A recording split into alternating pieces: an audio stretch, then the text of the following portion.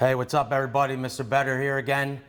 We're taking a look at the bandsaw today for our second video on our virtual lab series. Step one here, we want to talk about personal safety before we use any tool or machine in the shop. We want to make sure that we have our safety glasses on, hair tied back, long hair especially tied back, sleeves rolled up, anything hanging off our neck or person should be removed or tucked in. Things like hoodie strings, we tuck them in. No earbuds, AirPods, anything like that allowed. They should be removed completely, kept in your bag or at your work table. First off, we're going to take a look at some of the key features and parts of the bandsaw. This is what we call a 14-inch standing bandsaw. All right, that means that I can expose just about 14 inches of blade, right? Or to be a little bit more technical, we have 14 inches of throat or cutting area, all right? Just like every other machine in the shop, this has a table. This also has a gauge here and a sliding fence, because on the bandsaw we can do cross cutting and also rip cutting of a variety of materials. The majority of materials that we're going to use in the lab are going to be plastics, woods, composites, and occasionally metals, but not typically on the bandsaw. Right. This crank on the right here, you saw me crank up and down. There's this big red area, right? What this is called is the blade guard. And this blade guard must be adjusted to the specific height of your material. And it moves up and down to protect you from coming in contact with the blade.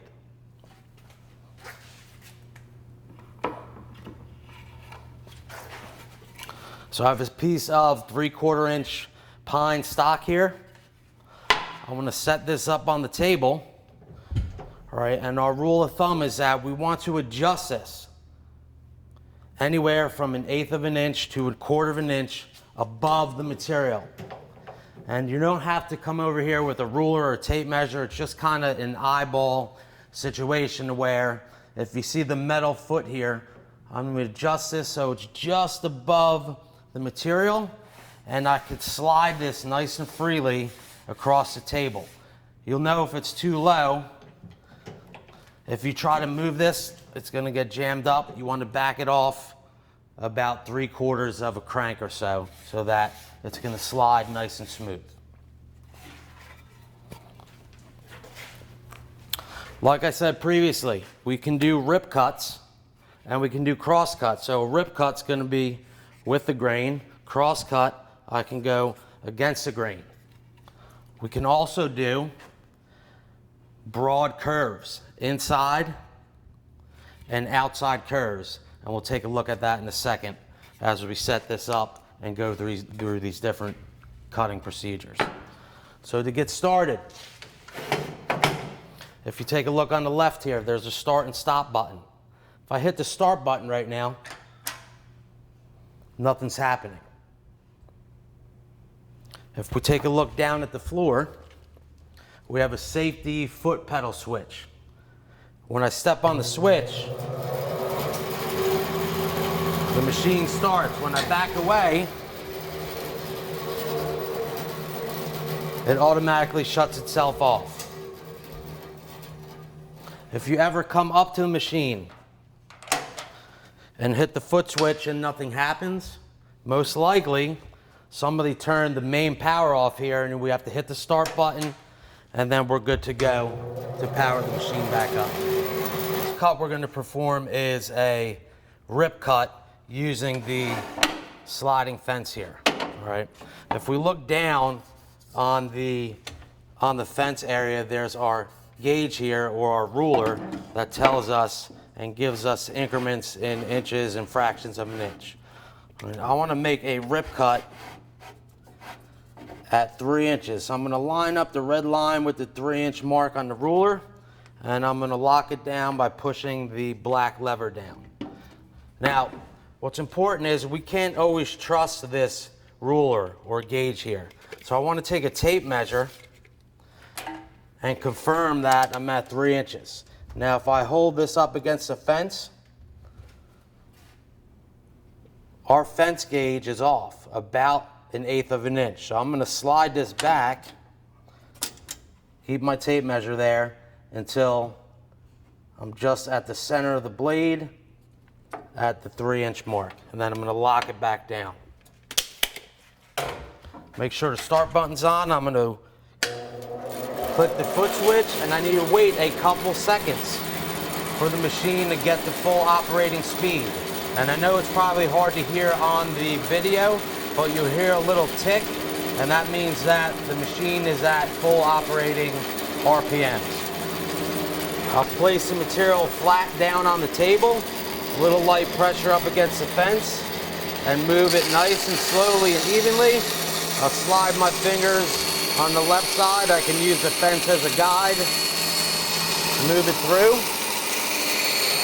And as I come to the end of my cut, I want to back off and slow down. Step off the pedal, and I can grab my materials away from the machine. Now that we just finished our rip cut, we're going to take a look at cutting inside and outside rounds. First thing we want to do is back off the fence because we don't need it anymore at this point. So I'm going to push the lever up, slide this back out of the way, and I can lock it back down all the way to the left side here. All right. I'm going to start off with an inside round. I have this marked out at a radius. What's important is that, yes, we're cutting inside, outside rounds on the bandsaw, which we're capable of doing, but we need to make what we call relief cuts first, so that as we're cutting through the curve inside or outside, we're relieving tension off the blade to prevent taking that blade and turning it 90 degrees and risking the blade from either popping off the wheel or actually snapping while running. So I can just simply take some straight lines, come off of my curve, my inside, come off of my outside curve, and I'm going to perform these straight cuts first.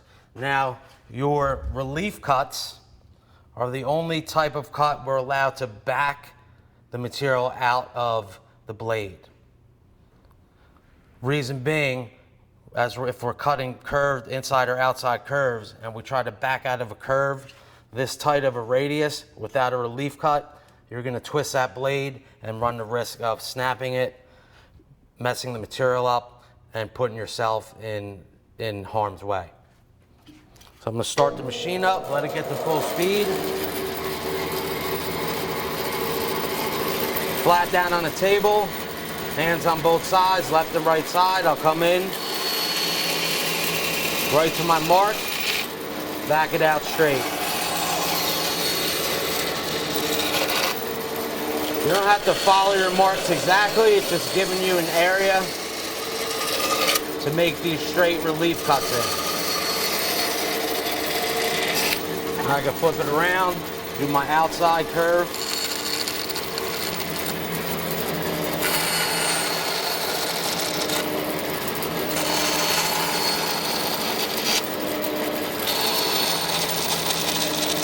Okay, now that the relief cuts are done, I can come in and create my inside and outside curve feature. And as I'm cutting, you'll notice that material is going to start breaking off. And I'm just going to cut just to the right or the outside of my mark.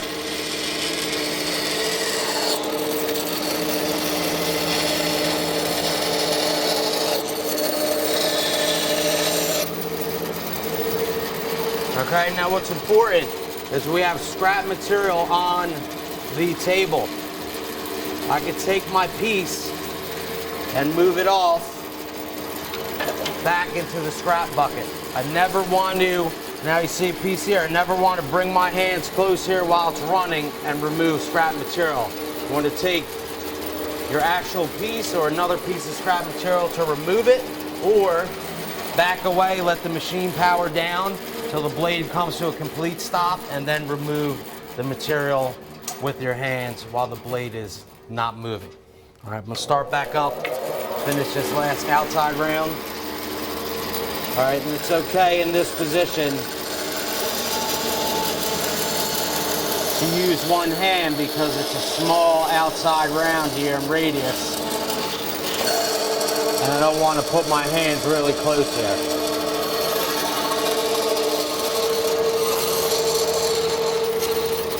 All right, notice what happened here. I got material jammed up.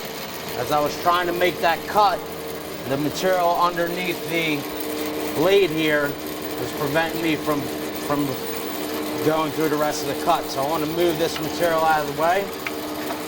And now I can come back in and finish up that cut. Wait for the machine to stop.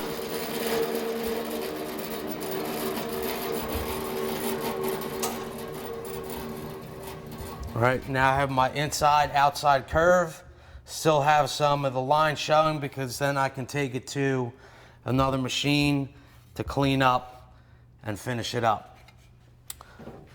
I'm gonna lift the blade guard up here for a minute. All right, we see this little piece of scrap when I was cutting this outside round. There may be times when you're cutting and there's a lot of scrap and small fine pieces of scrap that develop and they get caught down in here. This plate is called the throat plate.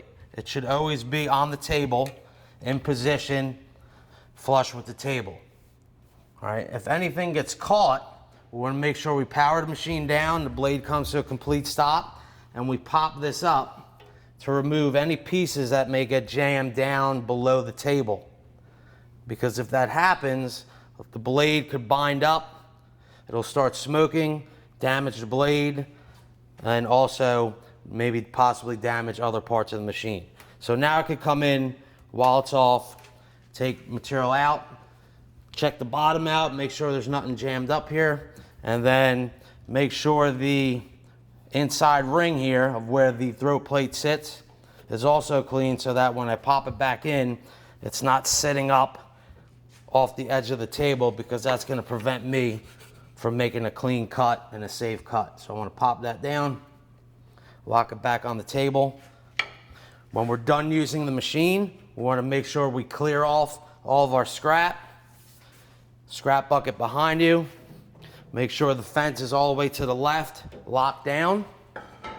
And I can also crank the blade guard down so it's just above the table so that none of the blade is exposed at any time. So if somebody were to walk by it, possibly trip or fall, this blade guard's here for protection, keeping you safe from the blade, and that if we have this all the way up when it's not in use, that's not a safe situation to be in.